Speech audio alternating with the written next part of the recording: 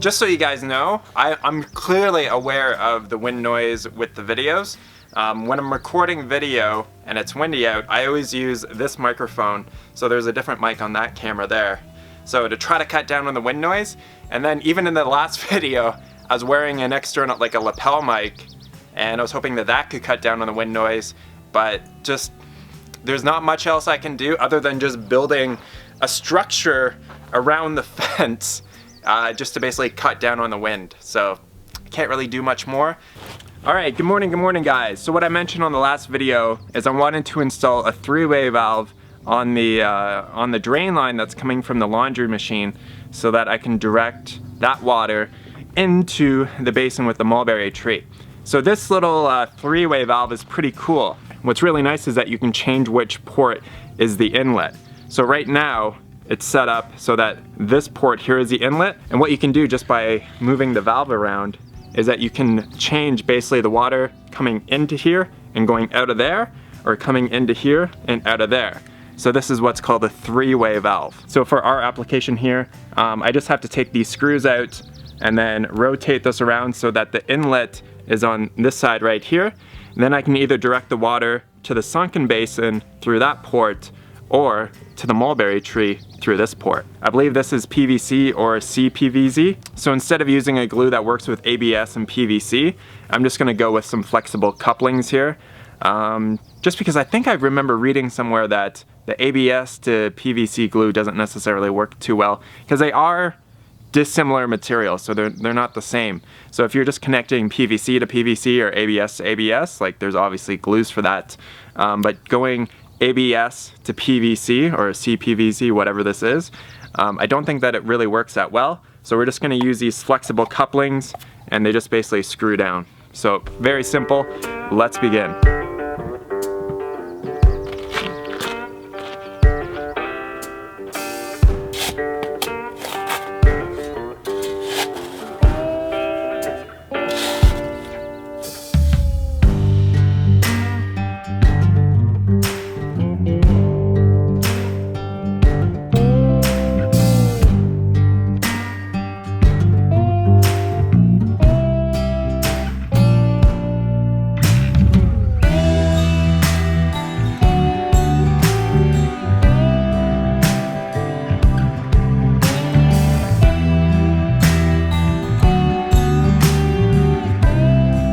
Alright, so we'll install the three-way valve right here, have the drain line run right down there. You might remember this little stub out that I left on the irrigation line. So this line here is doing those three trees right over there. So we're gonna connect the mulberry tree to this line here, because if in the future we're using the tiny house as a guest house and there isn't somebody living there full time, people aren't gonna be using the washing machine, therefore the mulberry tree is not gonna be getting water. So we just wanna make sure that we hook it up in the irrigation system right now. That way I don't have to do it 2 or 3 years down the road. So right now on the three-way valve, the inlet's on this side here. We want to change it to this side right here. So we just got to take out all these screws, twist this around, and we're good to go.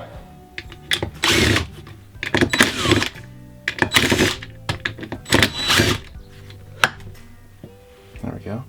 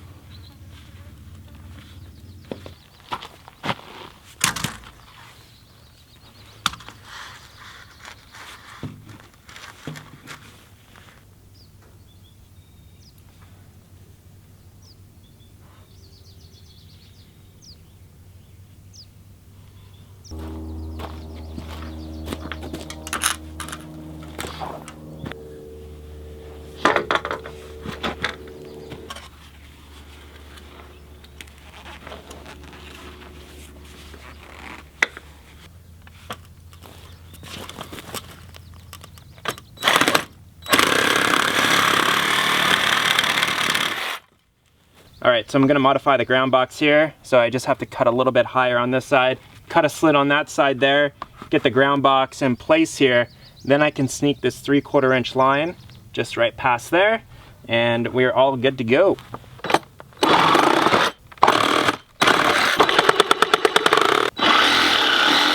I think what I want to do here is just cut these slits a little bit higher. This can sit down a little bit more, and it'll be a little bit more flush with the ground.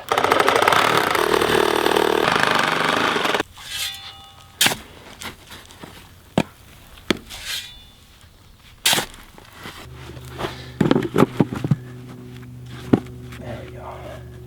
Very nice.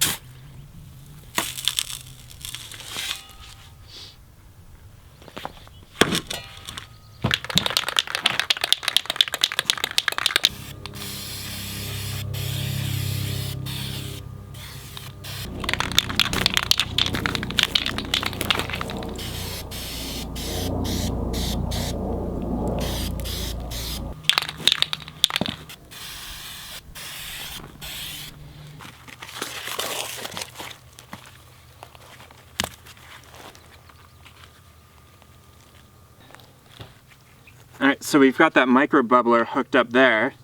What I can do now is I can test it out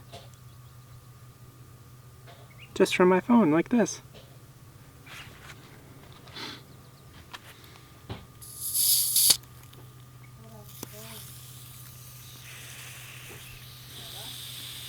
Oh yeah. Beautiful. It's running 2 more minutes. So if I've got the handle pointed like that, that means that this side is off here, so the water is gonna go this way, and then same thing like that. And then if you flip it all the way around like that, then both sides are open, and the water will just kind of split between the two.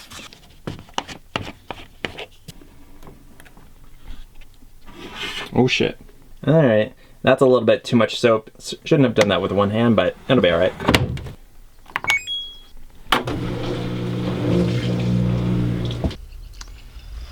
And there we go, we got the laundry water coming out of there. Whoop, whoop, whoop.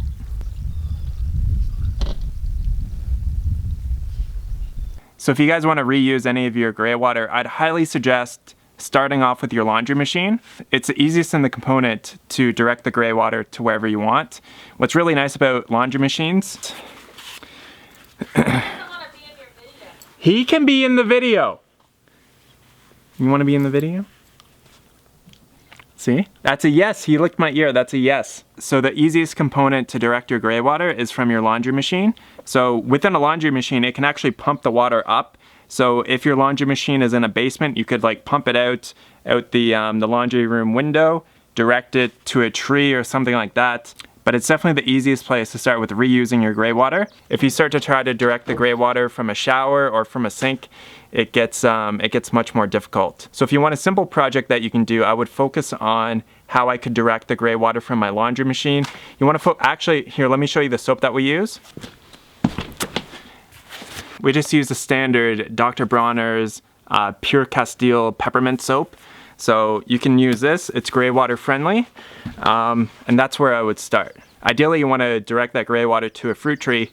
If you're doing 3 or 4 loads of laundry per week, that's probably, let's see, at least probably 3,000 or 4,000 gallons of water per year that you're just kind of flushing right down the drain. So the fruit tree that you water with the Greywater, it can grow up, it can provide shade. So specifically where that one is, it's going to provide afternoon shade in the patio area, and it's also going to be providing food. So multi-purpose, think about a multi-purpose tree. So definitely try that out, experiment, and let me know how it goes. Alright guys, if you have any other questions about doing Greywater with a laundry machine, definitely let me know in the comment box below, and I'll catch you guys on the next video. Talk to you soon. Peace!